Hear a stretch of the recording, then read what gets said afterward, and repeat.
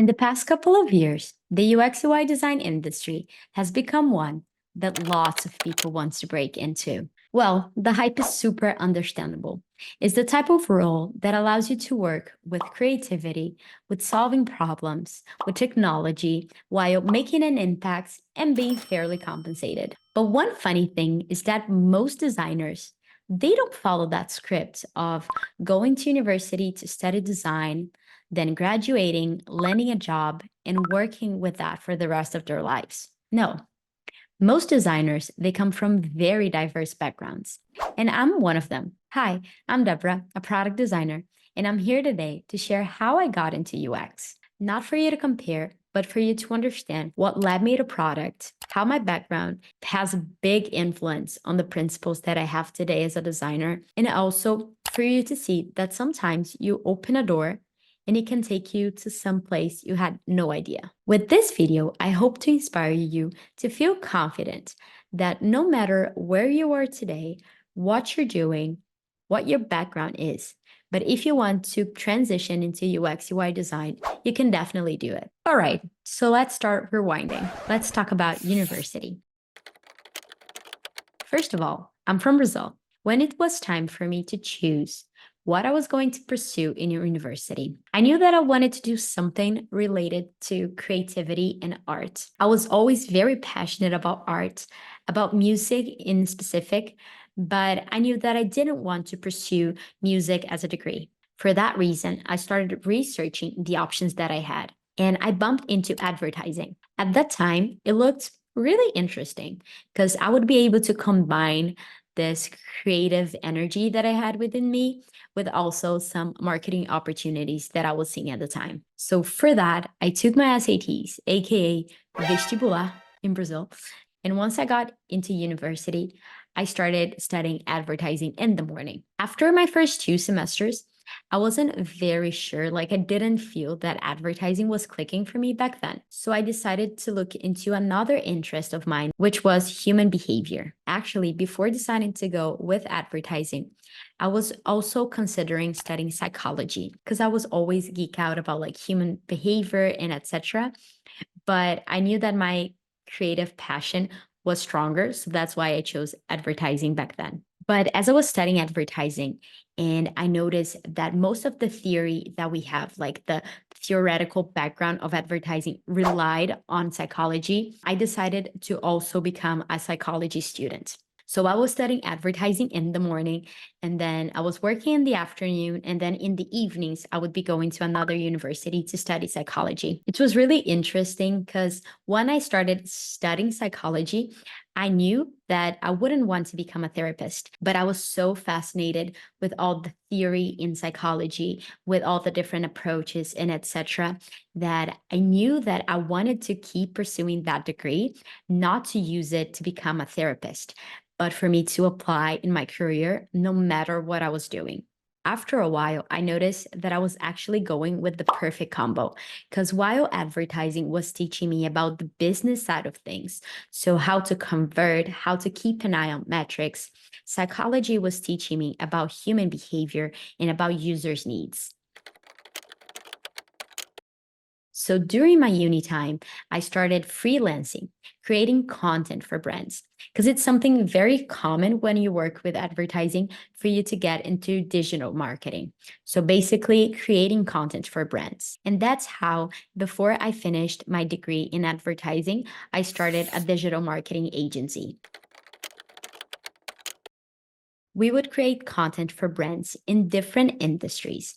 And it was such a fun experience that I got to learn a lot from.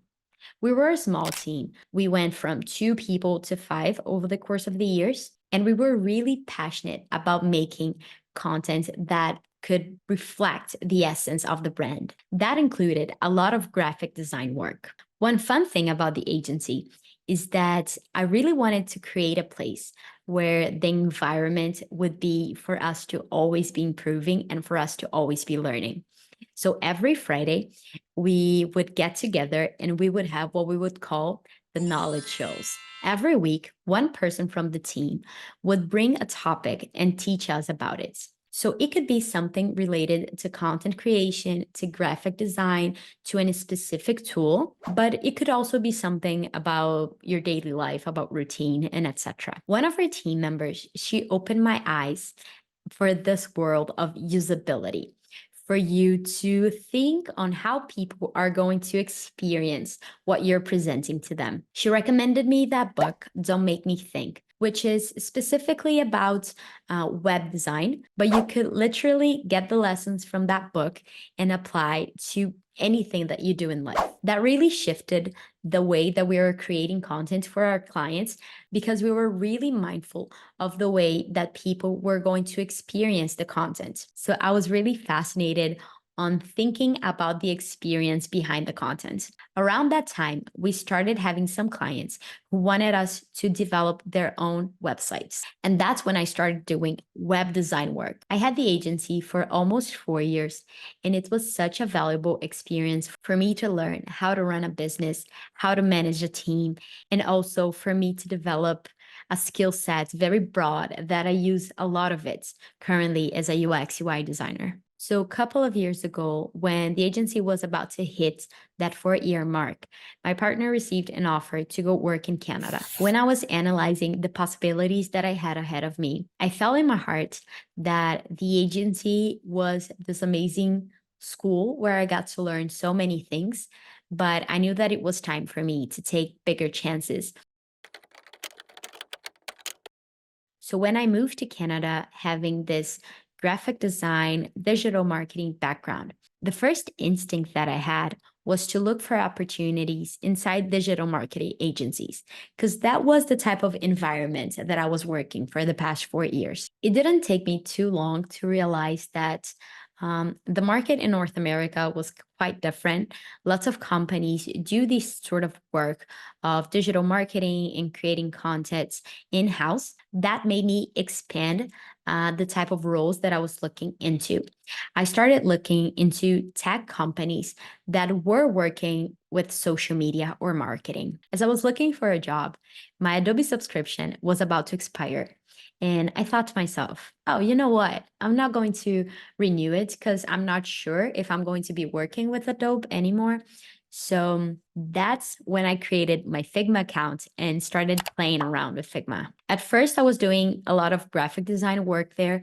I was actually using it to craft the assets for my portfolio and design my resume and etc. Until I landed a job that at first it was going to be a social media moderator position at a startup in finance.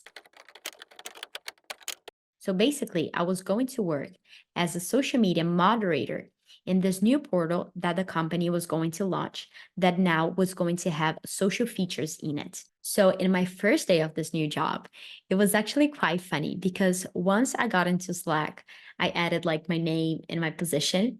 The CEO actually came up to me and then he was like, "Oh, but no, you're not going to be a social media moderator. You're going to be safety and integrity." And part of me was like, what does that mean? But basically, I was responsible for creating the guidelines of the community and just setting up some systems to make sure that the portal was going to be safe and welcoming for everyone, just so that it would not be spams and scams all over the place, which unfortunately, it's quite common in finance. So, in the first week of the new role as safety and integrity, not social media moderator anymore, I was assigned to work on a draft of how the safety and integrity dashboard was going to look like. So, basically, for me to design how the interface, how the dashboard was going to look like for the safety and integrity team to manage posts being reported, for us to be able to restrict users or ban users from the platform. So, me with my design experience and like 2 weeks using Figma, I opened Figma and I started designing how I wanted the dashboard to look like. Once I delivered that task, know that I was just supposed to give like a draft, a drawing, or whatever. I was asked by the CEO, how did you design this? How you were able to do this? And I explained, oh, it's because I have like some graphic design experience and I've been learning how to use Figma. And it was very nice because due to my creativity and proactiveness, I was able to expand my scope of responsibilities. And that led me into researching more about the product, on giving some insights to the team. And that led me into the PM role and also the UX UI designer role. So basically, it's interesting to think how accepting this job and remaining curious and just caring about the product made me open my eyes into design and PM. This opportunity at this fintech allowed me to work on several products, on several features, on several web pages.